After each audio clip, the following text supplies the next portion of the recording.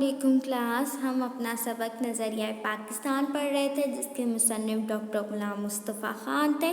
ہم نے پہلے ڈاکٹر غلام مصطفیٰ خان کی زندگی کے بارے میں جانا، وہ کہاں کب پیدا ہوئے، کب ان کی وفات ہوئی، کہاں پیدا ہوئے، اپنی سٹارٹنگ اسٹڈیز کہاں سے سٹارٹ کی، اس کے بعد اپنی باقی کی ڈگریز کہاں سے لی، پھر کہاں سے انہوں نے جاب اسٹارٹ کی اور جاب اسٹارٹ کرتے کیسے انہوں نے ترقی کی، یہاں تک کہ وہ اردو ڈپارٹمنٹ کے ہیڈ مقرر ہوئے۔ پھر ان کے ہم نے مصنفی زندگی کے بارے میں پڑھا کہ انہوں نے یہ کتابیں لکھی، انہیں ان کتابوں کے بنا پر ایوارڈز ملے۔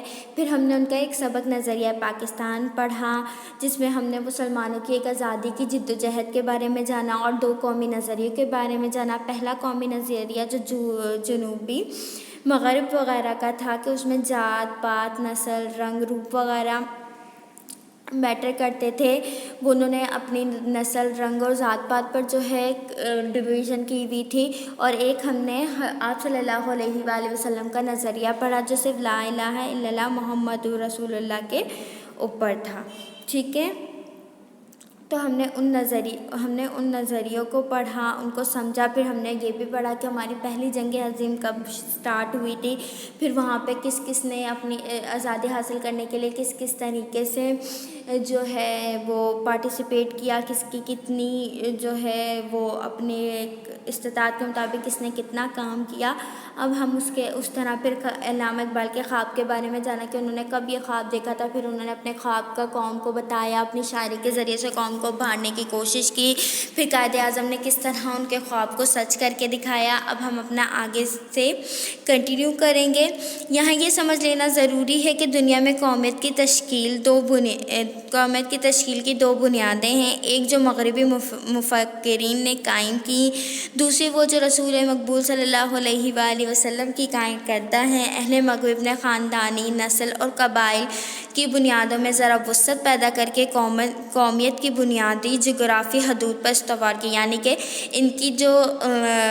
انہوں نے جو اپنی قومیت تشکیل دی تھی وہ کس کے بیس پر دی تھی؟ خاندان، نسل اور قبائل، کہ ہمارا خاندان بڑا ہے، ہماری نسل یہ ہے، ہمارا قبائل یہ ہے، ان سب پر۔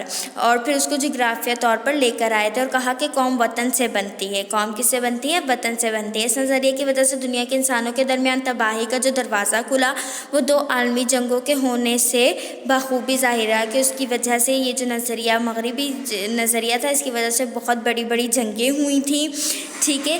یہ وطنی قومیت ہی کی بنیاد پر لڑی گئی اور یہ وطنی قومیت جنوبی ایشیا کے مسلمانوں کو تحفظ دینے میں بالکل ہی ناکام تھی کہ یہ وطنی کی قومیں سب اپنے اپنے وطن کے حوالے سے لڑے تھے، اس کی وجہ سے جو جنوبی ایشیا کے مسلمان تھے انہیں کوئی بھی تحفظ نہیں مل پا رہا تھا، کیونکہ جنوبی ایشیا کے مسلمان اس نظریے کے تحت ایک مجبور اقلیت ہے کہ بہت ہی کمزور قوت مانی جاتی تھی، بہت ہی مجبور قوم مانی جا رہی تھی۔ قومیت کی دوسری بنیاد وہ ہے جو رسول مقبول صلی اللہ علیہ وآلہ وسلم نے ملت اسلامیت کی تشکیل کرتے وقت قائم فرمائی اور جو مغرب کے تصور قومیت سے جدا ہے، جو مغرب والوں کا تصور تھا اس سے بالکل ہی الگ ہے، جیسا کہ علامہ اقبال نے بھی فرمایا ہے۔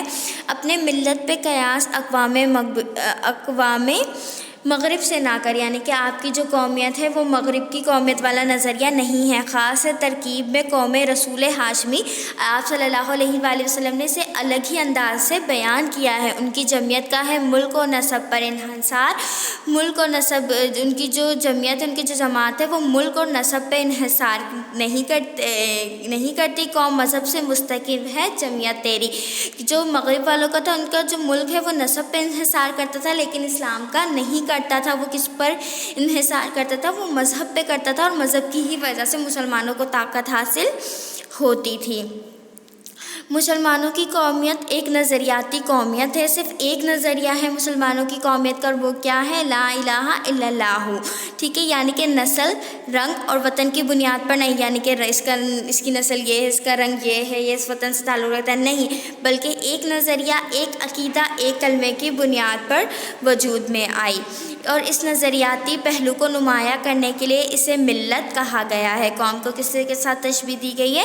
ملت کے ساتھ۔ ایسی نظریاتی قومیت میں ہر نسل، ہر رنگ، ہر جغرافی خطے کے لوگوں کے لیے جگہ ہوتی ہے، چاہے کوئی بھی نسل ہو، چاہے کوئی بھی خاندان ہو، چاہے کوئی بھی قبیلہ ہو، سب ایک جیسے ہی ہیں۔ یہ تمام دنیا کے لیے ایک ہی نظریہ رکھتی ہے کہ سب ایک برابر ہیں۔ اور حقیقت یہ ہے کہ جنوبی ایشیا کے مسلمان، جن میں ہر نسل جنوبی ایشیا کے جو مسلمان تھے اس میں ہر نسل، ہر رنگ اور مختلف جغرافی خطوں کے لوگ شامل تھے. جغرافی خطہ یعنی کہ الگ الگ ملکوں کے الگ الگ علاقوں کے لوگ شامل تھے.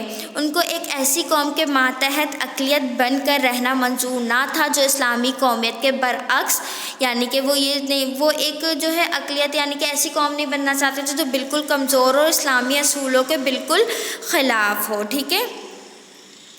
ذات پات، چھوت چھات اور بت پرستی کے بندوں میں جکڑی وہ ایسی قومیت نہیں چاہتے تھے جہاں پہ لوگ ذات پات کو دیکھیں، چھوت چھات کو دیکھیں اور وہ بتوں کی پوجا کریں. ٹھیک ہے. چنانچہ انہوں نے اپنی جداگانہ قومیت یعنی اسلامی قومیت کی بنیاد پر اپنے لیے ایک جدا وطن کا مطالبہ کیا، اور اسی چیز کو مد نظر رکھتے ہوئے انہوں نے کیا کیا، ایک الگ وطن کا مطالبہ کیا جس میں وہ اپنے عقیدے، اپنے نظریہ زندگی، اپنے طرز معاشرت کے مطابق زندگی بسر کر سکیں اور ایک مسلمان کی حیثیت سے دور جدید کے چیلنج کا مقابلہ کر کے اپنے مستقبل کو سنوار سکیں.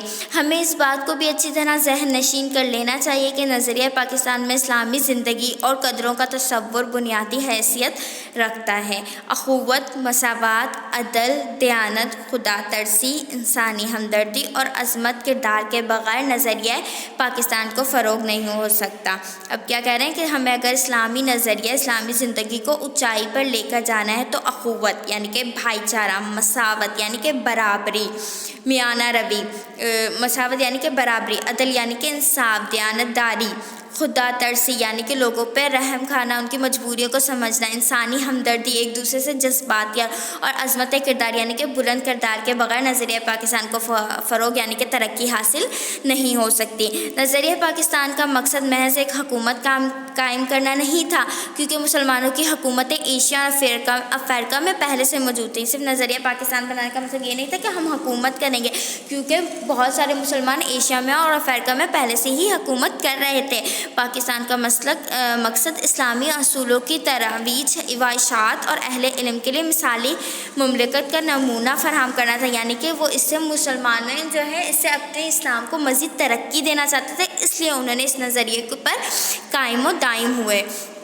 پاکستان قائم کرنے کا فیصلہ ہندوؤں کو بہت ناگوار گزرا. بالکل ان کو ناگوار ہی گزرنا تھا کیونکہ وہ جنوبی ایشیا میں مسلمانوں پر ظلم و ستم کر رہے تھے. ان کو جو ہے ان کی جو خود کی اسلامی زندگی کی، اسلام نے جو زندگی بتائی ہے، اسلام کی جو عبادت ہیں وہ اسے کھلم کھلا نہیں کر پا رہے تھے. انہوں نے پوری کوشش کی کہ یہ مملکت قائم نہ ہونے پائے کیونکہ انہیں پتہ تھا اگر مسلمانوں کی ایک مملکت قائم ہو گئی تو وہ بہت طاقتور ہو جائیں گے. ان کے پاس دولت اور طاقت تھی.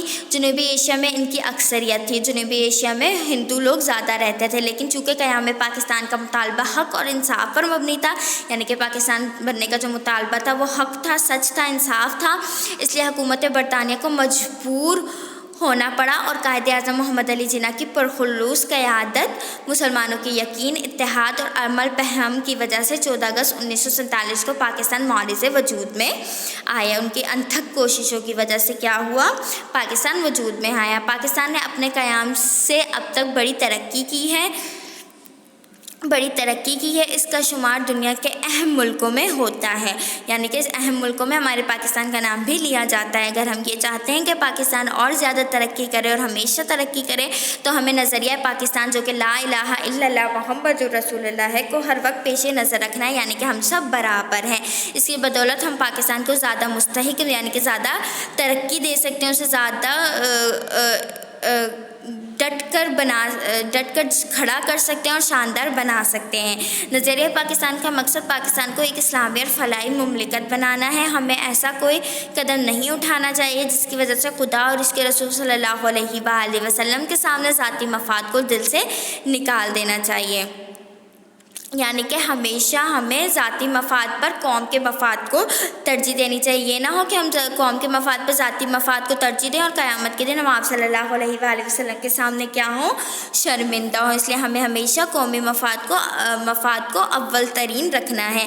ہر قسم کی گروہ بندی یعنی کہ گروپس بنا لینا، اپنی ذات پات خاندان کو اونچا سمجھ لینا، بالا تر ہو کے تمام پاکستان کی فلاح و بہبود کی کوشش کرنا، یعنی کہ ان کی ترقی کے لیے نظریہ پاکستان کو فروغ دینا ہے۔ اگر ہم نے نظریہ پاکستان کو پیش نظر رکھا اور اپنی سیرت اور کردار کو اس کے مطابق ڈھالنے کی کوشش کی تو دنیا کی دوسری قومیں بھی ہمیں امتیاز حاصل ہوگا۔ اگر ہم ہمیشہ نظریہ پاکستان کا جو نظریہ ہے اس پر عمل کرتے رہیں گے تو ہمارے پاکستان کی جو ہے اس کو ترقی ہوگی اور ہم دوسرے قوموں میں ہمیں ایک اہمیت حاصل ہوگی اور ہم اسلامی اصولوں کی روشنی میں پاکستان کو توانا، مستحکم، شاندار اور پرعظمت بنانے میں پوری طرح سے کامیاب ہو سکیں گے اور ہماری انہی کوشش کی وجہ سے ہمارا پاکستان پرعزم ہو جائے گا۔